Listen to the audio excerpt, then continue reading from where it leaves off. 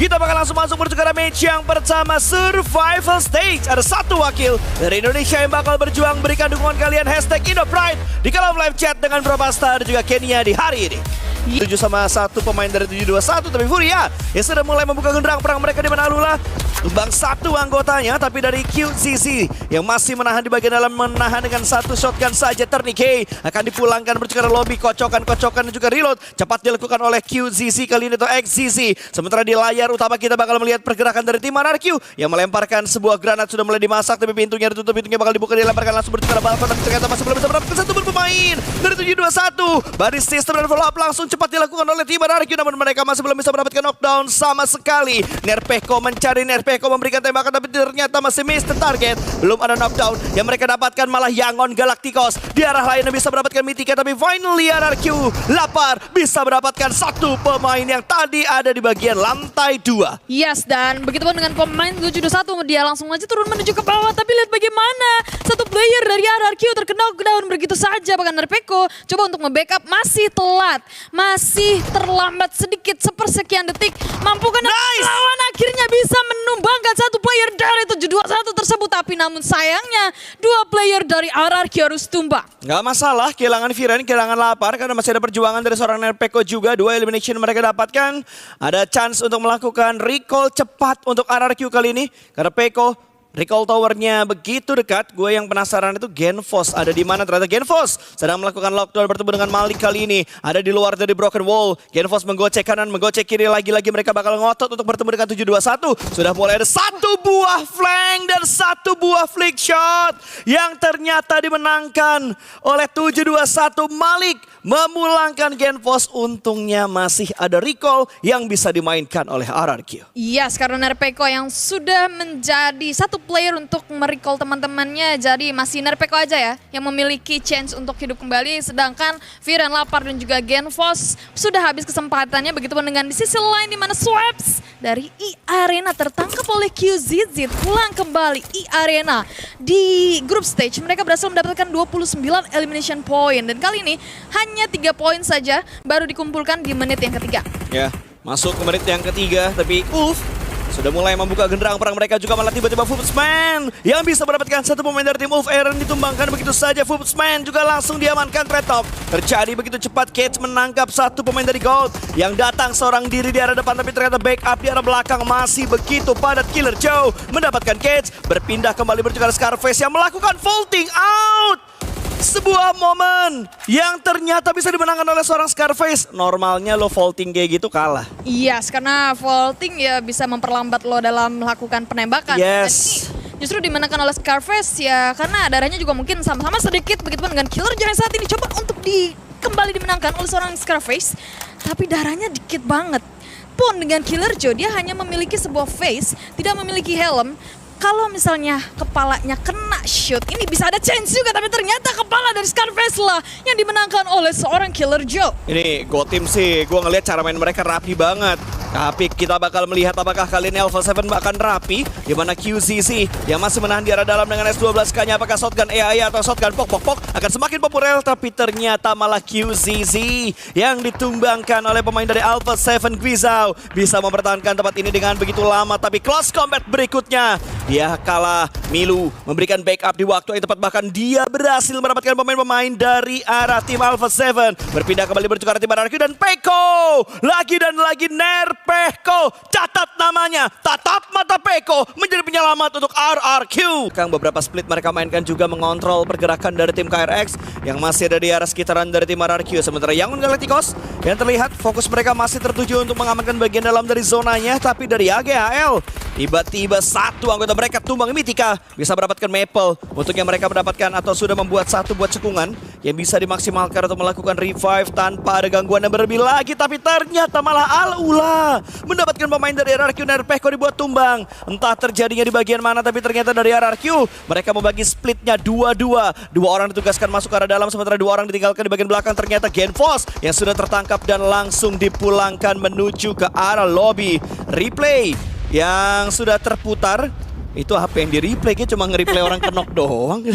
Gue nggak ngelihat ada replay momen yang terlalu gimana banget. Tapi granat ini bakal gimana banget karena dilemparkan ke pemain dari Young Galacticos. Smile dibuat low health, dibuat mundur ke arah belakang. Ada follow up granat berikutnya yang masih belum bisa menggapai dua pemain dari Young Galacticos. Berjuang mereka untuk selamat. AGL masih memperjuangkan untuk bisa mendapatkan poin, tapi granat tidak bakal on point sekali. Mobilnya bergeser, tidak memberikan damage yang terlalu signifikan, tapi membuat Cyclone keluar dari pertahanannya. Flow Rage akhirnya bisa mendapatkan Cyclone langsung diamankan begitu saja. Liu yang tadi menjadi eksekutornya hanya menyisakan Smile di balik batu. Ya dari tadi granat-granat dari Young Galacticos gak masuk-masuk ya. Gua Kenok ketimpa airdrop. Oh sorry guys. Gue nggak ngelihat ininya tadi elimination fitnya. Sorry. Aman. Thank you. Itu dia koreksi dari para penonton yang kece-kece abis ya, mereka nggak cuma ngehujat-hujat. Nah yang kayak gini-gini nih. Yang diperlukan dari komunitas PUBG Mobile, para penonton-penonton yang sehat, terus juga ngedukung siapapun timnya tetap didukung. Begitupun dengan ternyata ada yang TKP lain di mana DNM maksud saya Dopness memulangkan seutuhnya tim 721 menuju Ya, Karol. 721 sih emang udah dibuat bonyok di awal ya. Tadi mereka udah keculik satu persatu anggota mereka, kalah close combat juga, ketemu dan kebegal beberapa tim ketika mereka lagi melakukan rotasi dan ingin mengamankan satu area recall tower. Walaupun tadi sempat ngedapetin pemain dari RRQ, tapi dari 721 ternyata mereka menjadi salah dua tim yang sudah dipulangkan terlebih dahulu bersama dengan Furia juga yang sudah mati lampu kali ini, menyisakan 14 tim yang tersisa di menit ke-17. Sementara dari Young Galacticos mereka masih mempertahankan compound mereka, dan tadi tuh ketimpanya bukan airdrop ternyata ya, tapi ketimpanya ini cover flare yang di-call oleh tim lawan, tapi tiba-tiba atau di-call sama timnya sendiri. Ada kejadian yang agak gua khawatirkan karena sudah kehilangan Genfos yang sudah dipulangkan karena lobby, bahkan Hoxie berhasil mengconfirm elimination. Viren juga dihilangkan. RRQ hanya menyisakan Peko dan Lapar. Ini kekhawatiran gue tadi sebelumnya. KRX mereka bakal ngetailing RRQ dan kejadian saat ini RRQ ketangkepnya satu memang. Karena satunya lagi tadi ketangkep tim lain juga, Alula nampaknya. Begitu pun dari Peko tertangkap kembali, basah sekali tangkapannya oleh seorang killer dari tim Gold Team, bahkan Lapar. Dia kebingungan saat ini menggunakan satu buah bagi yang sebentar lagi nampaknya akan segera meledak. Aduh bang, tolong bang, selamatkan Lapar, selamatkan Asep. Guru, selamatkan Lapar guru. Itu dia kata-kata yang gua cari guru. Terima kasih kata-kata gaib yang keluar dari studio sebelah. Terima kasih guru. Lapar pun akhirnya tahu bagaimana cara memadamkan api. Ditenggelamin mobilnya karena air. Tapi apakah bisa membuat Lapar bertahan lebih lama lagi karena RRQ pergerakan mereka benar-benar ke sandwich oleh cukup banyak tim. Ya, ada tim GK, kemudian juga ada Nongshim dari arah utara. GK pun saat ini, for you guys information, mereka sudah ada satu player yang dekat sekali posisinya dengan seorang Lapar di bagian tebing-tebing. Dan Killer Joe mendapatkan satu player dari Wolf Cage. Sedang berperang saat ini. Masih saling trade knock nampaknya diusahakan. Begitupun dengan Mythica dan E-Arena pun bertemu di sisi yang lainnya. Ini apakah EA akan mendapatkan setelan ketika di grup B pertama kali bermain kemarin untuk mendapatkan elim yang begitu fantastis. Tapi ini fight bakal fantastis banget karena tiba-tiba AGL mendobrak dengan sangat cepat, walaupun ada dobrakan lain yang dilakukan oleh tim yang lain datang. Go Team ternyata membackstep dari bagian belakang dan bisa mendapatkan pemain-pemain dari AGAL. Sederhana, sepele, itu yang dikatakan gold ke AGAL. Pulang sudah AGAL menuju ke arah lobby, tapi cobaan berikutnya untuk gold masih belum berakhir. Ada tim-tim lain akan mendekat menuju ke arah kompon mereka. EA mungkin yang akan juga mengganggu karena tadi Moxie sudah berhasil diamankan, tapi masih ada DNE yang akan mengganggu dari sisi lain lagi yang ada di arah kompon ini. 3 tim bersemayam dalam satu area kompon yang sama. Ya, tadinya 4 ya, dan sekarang hanya misalkan 3 tim, di mana Gods masih coba untuk mengupayakan revive terlebih dahulu di dalam sebuah smoke. Tapi Spica mendengar pergerakan tersebut, sayangnya Spica pergerakannya langsung tercounter begitu saja menuju ke arah lobby. Dipulangkan seutuhnya dan Lapar mendapatkan satu player, seorang Yun dari Nongshim, tapi ternyata ada counter shoot oleh seorang XZ. Nice try. Emang gue udah ngeliat banget trackingnya Lapar tuh udah bukan nge-tracking pengen ngeratain pemain-pemain dari lawan, tapi emang udah bener-bener gue udah susah buat bergerak. Ini free elimination, jadi yang dia maksimalkan tadi adalah bisa menarik satu kaki pemain dari tim lawan. Dari KRX tadi kalau gue nggak salah, sampai akhirnya bisa mendapatkan tambahan poin berikutnya. RRQ pulang di hashtag di atas 8 dengan 5 elimination saja, berarti tidak ada tambahan placement point yang dibawa oleh RRQ. Sementara 8 tim masih tersisa di menit ke-20. Wolf juga hanya menyisakan 1 pemain saja, Eren. The last man standing, Alula bergerak dengan padu. Kali ini Quick memberikan follow up dari bagian belakang. Naik sudah berjuka ada mobilnya, Eren dibuat mundur karena Quick langsung turun. Dia ingin mendapatkan sebuah angle shoot tapi tidak berani nyelongok, takutnya ada lawan yang langsung merespon. Yes, karena Quick juga nampaknya sudah mengetahui keberadaan seorang Romeo dari tim Young Galacticos yang saat ini masih menjadi cacing-cacing saja, memperhatikan pergerakan yang sudah dibangun dari tadi oleh tim Al-Ula R3B. Coba untuk melihat kembali menggunakan sebuah obstacle batu, mencari informasi dari seorang Romeo dan bahkan Molotov dilemparkan. Dapatkah Molotov tersebut memulangkan Romeo? Justru Quick lah yang berhasil menggunakan peluru-peluru panas ya, karena Molotov tersebut membuat satu player tersebut keluar dari kandangnya. Ya, ini malah gue ngelihat adanya bounce back yang cukup bagus dilakukan oleh Alula, tapi mereka bisa commit atau tidak, mereka bisa stabil atau tidak, karena ngomongin segi poin ini bisa mereka dapatkan tidak hanya dari Rondo aja, tapi mereka juga bisa memperjuangkan poin-poin di Wrangle dan juga Miramar. 5 match yang berikutnya bakal kita lihat setelah Rondo, karena jajaran map dalam satu hari ini akan ditotalkan menjadi 5 match untuk 3 map yang akan dimainkan. Acing yang masih menjadi ikan kali ini melawan Arus dari Sungai Rondo. Ada lawan yang ada di bagian sebelah kiri. Itu adalah anggota-anggota dari GK yang belum membuka tembakan menuju ke arah Acing. Acing akhirnya malah membuka tembakan terlebih dahulu untuk bisa mendapatkan sebuah confirm elimination atau mendapatkan last man standing dari Ulf. Tapi ini akan membuka posisi mereka dari arah GK Milu yang akan diincar terlebih dahulu, tapi malah Al-Ulalah yang bisa mendapatkan pemain dari GK. Satu buah angle yang tidak tertutup dengan sempurna membuat 2 pemain dari GK harus tumbang. Ini GK lumayan agak nyantai ya, ke bawah kayaknya tempo santainya dari tadi, di mana mereka menjadi satu-satunya tim yang lumayan nyantai juga di arah sebelah kiri. Tapi ternyata tempo tersebut terbawa sehingga mau nggak mau nge-revive dalam keadaan terbuka. Nggak ada smoke yang di pop up sama sekali. Mereka mikir mungkin badan gue udah tercover baik. Padahal enggak, celah sekecil apapun itu bisa dimanfaatkan oleh tim-tim, apalagi ini kita ngomongin di kancah global, dan itulah yang dimanfaatkan oleh tim dari Tianba. Dengan celah sekecil itu bisa mendapatkan player dari GK. Ya, mungkin mindsetnya adalah jangan pernah menganggap area lo aman.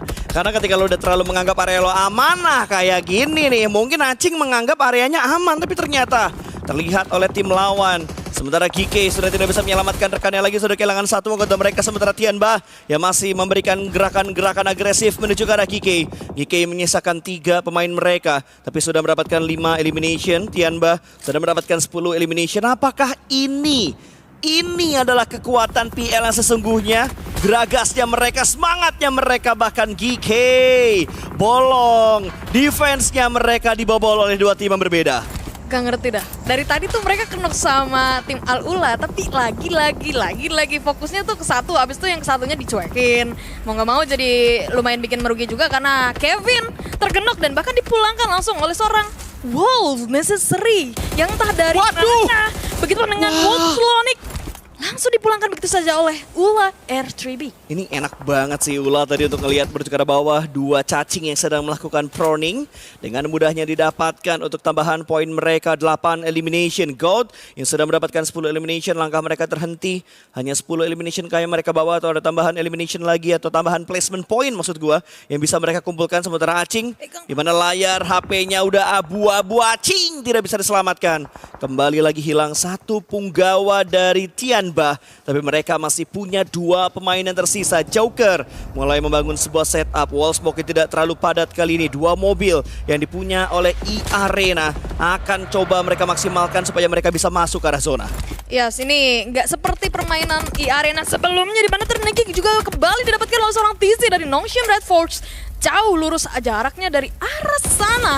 Dan hanya menyisakan last man standing saja bagi E-Arena. 8 elimination saja mereka kumpulkan, bahkan last man standingnya Joker berhasil tertangkap oleh tim Al-Ula dan E-Arena pulang ke lobby di hashtag yang kelima. Ya, hashtag 5 mereka dapatkan, tapi ada tambahan placement point pastinya 10, 6, 5, 4, 3. Ada 3 placement point yang mereka bawa juga. 4 tim tersisa kali ini ada GK Al-Ula, Nongshim dan juga Tianba yang masih tersisa. Dan yang paling prima adalah Alula karena mereka masih berempat. Sementara tim-tim lain udah mulai pincang anggota-anggota mereka. GK dan juga Tianba hanya menyisakan 2 pemain. Sementara Nongshim masih memiliki 3 pemain saat ini. GK mulai membangun sebuah pergerakan. Ragnarok ditinggalkan di arah belakang. Menginvestasikan satu persatu anggota mereka di posisi yang berbeda.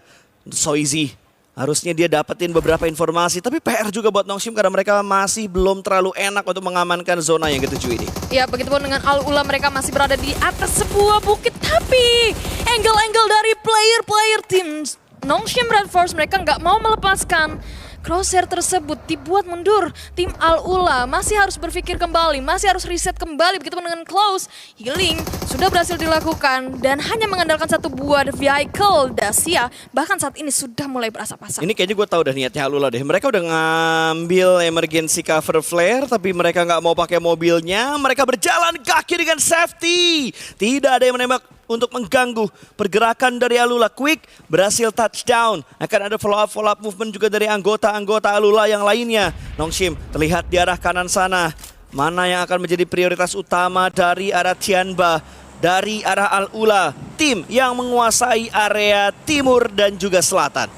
Ya, nampaknya dari tim Al-Ula juga mereka sudah tahu harusnya dari tadi ini ada player yang sedang berperang di sebelah kiri mereka. Tianba harusnya sudah terketahui juga bahwa mereka belum rata. Mereka masih ada karena tadi sudah ada lemparan granat dari arah lainnya menuju ke tim Tianba. Dan masih belum terspot, tapi sejauh ini posisinya setidaknya informasi sudah didapatkan. Dan itu dia, QZZ didapatkan oleh seorang R3B. Satu pemain ditumbangkan, tapi Alula harus mengorbankan juga satu anggota mereka di mana Klaus yang menjadi lumbung poin bagi Nongshim Red Force kali ini. Satu tambahan elimination mereka dapatkan, sementara Ragnarok sudah tidak bisa bertahan lagi. GK hanya menyisakan last man standing saja karena Ragnarok sudah pulang juga. Tidak ada kesempatan untuk melakukan revive, hanya tinggal easy for Bad Boy yang ada di satu cekungan yang sudah mereka buat. Kanan ada lawan, kiri ada lawan, atas ada Alula juga, tapi R3B mau bergerak ke arah mana kamu? Karena angle dari QZ sudah melakukan lock ke arah R38 ini. R3B tadi dia masih punya Dacia sih. Tadi Dacia kan ditinggalin di belakang tuh. Semoga itu bisa jadi investasi mobil juga sih bagi dia supaya dia bisa ya udah langsung aja touchdown ke bawah. Pasti dia nungguin pergerakan Blue Zone mepet dulu ke bokongnya. Baru dia turun, tapi kita lihat aja nanti ke depannya gimana. Begitupun dengan arah depan dari tim Alula saat ini sudah mulai terspot, tapi ternyata R3B maksud saya tidak menggunakan vehicle-nya, justru dia langsung tertangkap basal dari arah lainnya karena angle-nya sudah mulai sedikit demi sedikit tertutup oleh sebuah Blue Zone. Ya, ini agak galau sebenarnya Alula cuy, antara mereka mau kontrol Nongshimnya dulu, tapi kalau overpick bisa ada gangguan-gangguan dari Easy for Bad Boy atau dari Tianba yang akan masuk dari bagian belakang. Harus dijaga Tianba yang ada di arah selatan supaya tidak bobol hal-hal yang sudah mereka set up di arah high ground ini. Tapi kita berbicara zona ini udah masuk menuju ke arah zona yang terakhir, di mana Quick akhirnya bisa mendapatkan pemain dari Nongshim, di mana XZ langsung diamankan begitu saja. Poin bertambah kembali untuk Al-Ula. 10 elimination mereka dapatkan, namun mereka masih belum bisa melakukan revive menuju ke arah rekan yang sedang terknockdown kali ini.